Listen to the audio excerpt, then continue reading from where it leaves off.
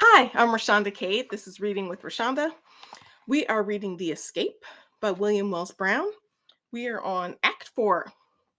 Act 4, Scene 1. Interior of a dungeon.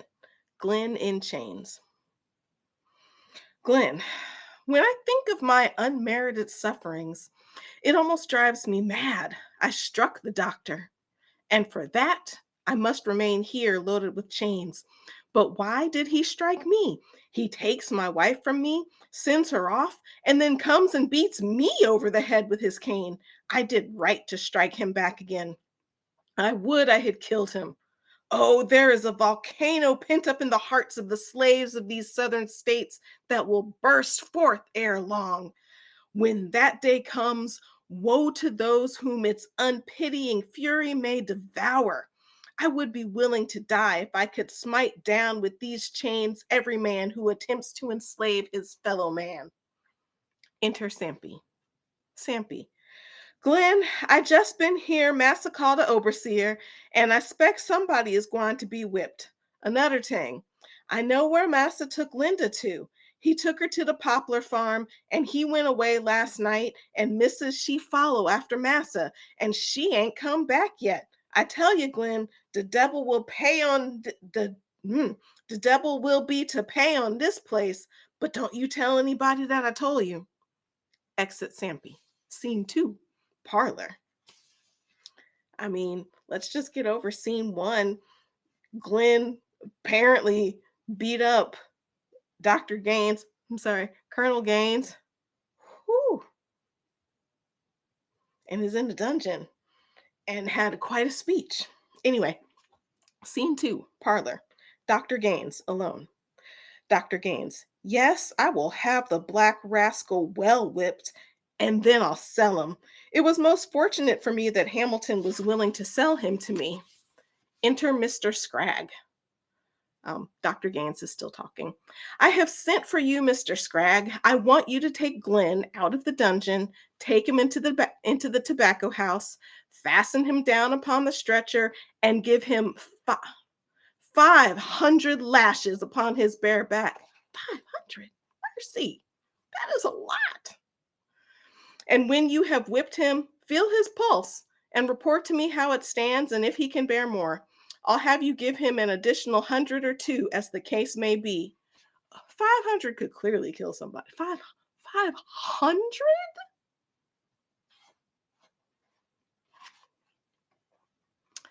I'm angry and I'm hot. It's kind of hot up here. Whew, so if you see me sweating, it's anger and I'm hot. It may be a hot flash. I don't know. I think it's really just that I'm hot. And then I have my ring light shining on me, but without the light, it's okay. I'll stop. Mercy. And why don't you do your dirty work yourself? If you want them whipped so badly, you don't have the guts to do it yourself? Scrag. I tell you, doctor, that suits me to a charm. I've long wanted to whip that nigger.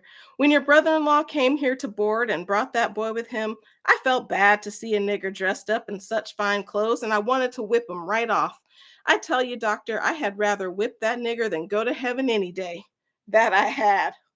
You would rather whip somebody than go to heaven? Oh my. Dr. G. Go, Mr. Scragg, and do your duty. Don't spare the whip. Scragg. I will, sir. I'll do it in order. Exit Scragg. Dr. G.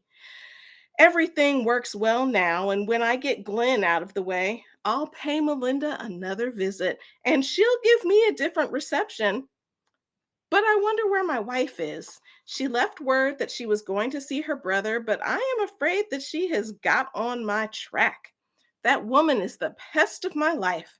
If there's any place in heaven for her, I'd be glad if the Lord would take her home, for I've had her too long already. But what noise is that? What can that be? What is the matter? Enter Scragg with face bloody. Scragg. Oh dear me. Oh my head. That nigger broke away from me and struck me over the head with a stick. Oh dear me. Oh. Dr. G. Where is he, Mr. Scragg? Scragg. Oh, sir, he jumped out of the window. He's gone. Oh, my head. He's cracked my skull. Oh, dear me, I'm killed. Oh, oh, oh. Enter slaves. Dr. G. Go, Dolly, and wash Mr. Scragg's head with some whiskey and bind it up. Go at once. And Bob, you run over to Mr. Hall and tell him to come with his hounds. We must go after the rascal. Exit all except the doctor. Okay, so Dr. G is a doctor. Have we seen him do any doctoring at all in this? Cato was pulling wrong teeth. Oh, I guess he did try to fix what Cato did, sort of, but then he still had Cato do stuff. He's having Dolly um, fix up Scrag. Like, do some doctoring. Did you not take a Hippocratic oath? When did they start taking the Hippocratic oath? All right, let's keep reading. Dr. G, this will never do. When I catch the scoundrel, I'll make an example of him. I'll whip him to death. Ah, here comes my wife. I wonder what she comes now for. I must put on a sober face, for she looks angry. Enter Mrs. Gaines. Ah, my dear, I am glad you've come. I've been so lonesome without you. Oh, Sarah, I don't know what I should do if the Lord should take you home to heaven. I don't think that I should be able to live without you. Sir, you literally just said, I wish God would take her home to heaven because I've had her too long. Mrs. G. Dr. Gaines. Oh, you know she's mad. She called him Dr. Gaines and she was all Colonel, Colonel, Colonel, Colonel, Colonel, Colonel, Colonel, Colonel, Colonel. And now she's Dr. Gaines. So, Mrs. G, Dr. Gaines, you ought to be ashamed to sit there and talk in that way. You know very well that if the Lord should call me, hang on, is she not all beaten up? Because she got whipped with a broomstick by Melinda. Okay, this is how I be reading, y'all. This is what you get. Thanks for being on the ride. Mrs. G, Dr. Gaines, you ought to be ashamed to sit there and talk in this way. You know very well that if the Lord should call me home to glory tonight, you'd jump for joy. But you need not think that I am going to leave this world before you. No, with the help of the Lord, I'll stay here to foil you in your meanness. I've been on your track, and a dirty track it is, too. You ought You ought to be ashamed of yourself. See what promises you made me before we were married? And this is the way you keep your word? When I married you, everybody said that it was a pity that a woman of my sweet temper should be linked to such a man as you.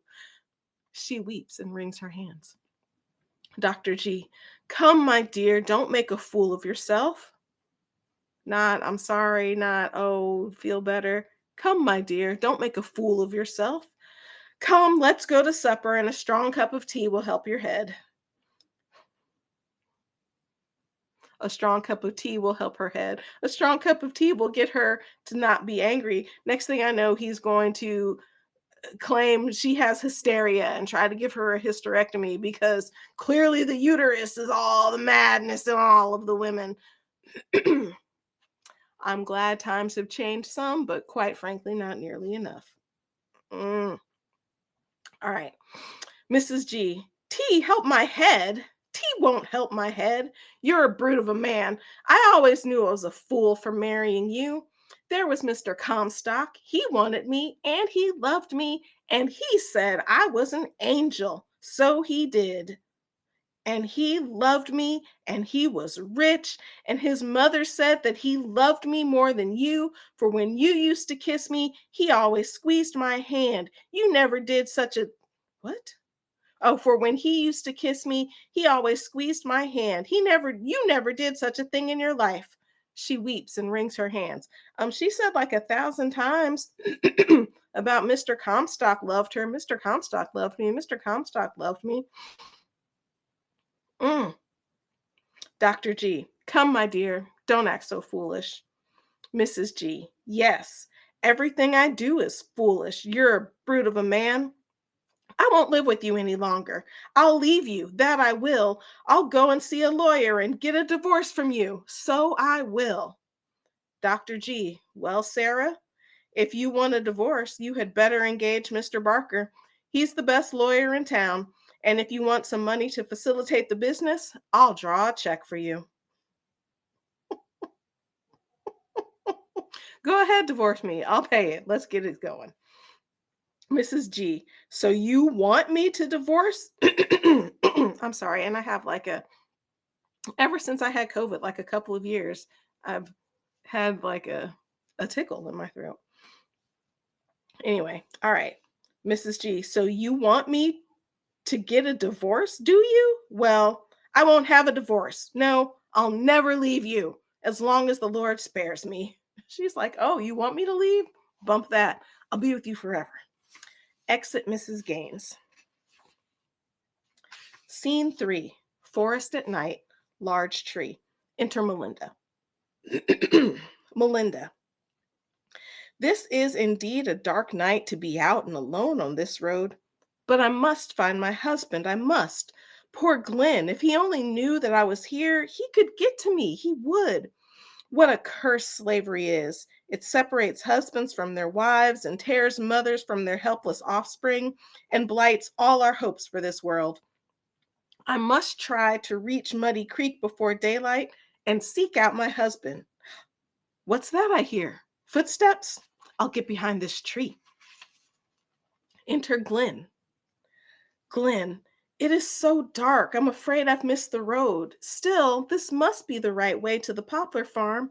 And if Bob told me the truth when he said that Melinda was at the poplar farm, I will soon be with her. Bob? Thought his name was Sampy. It definitely says Sampy.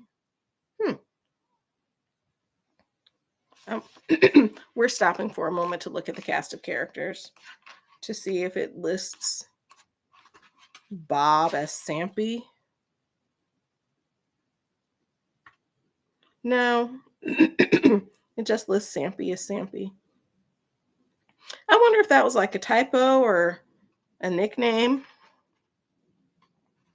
All right, we'll start with Glenn again. It is so dark. I'm afraid I've missed the road. Still, this must be the right way to the poplar farm. And if Bob told me the truth when he said that Melinda was at the poplar farm, I will soon be with her.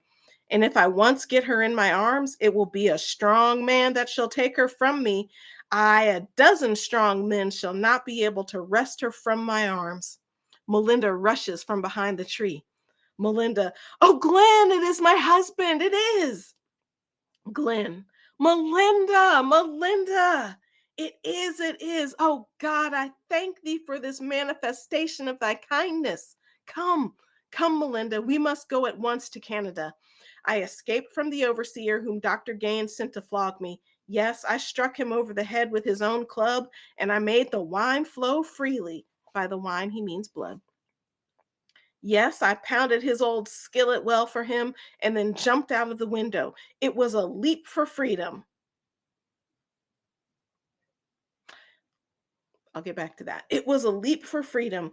Yes, Melinda, it was a leap for freedom. I've said, Master, for the last time, I am free. I'm bound for Canada. Come, let's be off at once, for the Negro dogs will be put upon our track. Let us once get beyond the Ohio River, and all will be right. Exit. And that is the end of Act 4. So I paused at the leap for freedom because there is a chapter in Clotel that is literally called Leap for Freedom. I'm looking around to see if my copy of Clotel is easily accessible, and it's not. But okay, so I think that the escape could be called one of the several versions of Clotel. There are lots of reasons to not think it is, but I think there are a lot of reasons to consider that. So anyway, I was very much struck by the leap for freedom because that's a whole chapter in Clotel. So anyway, I'll put the book down. We are reading The Escape by William Wells Brown.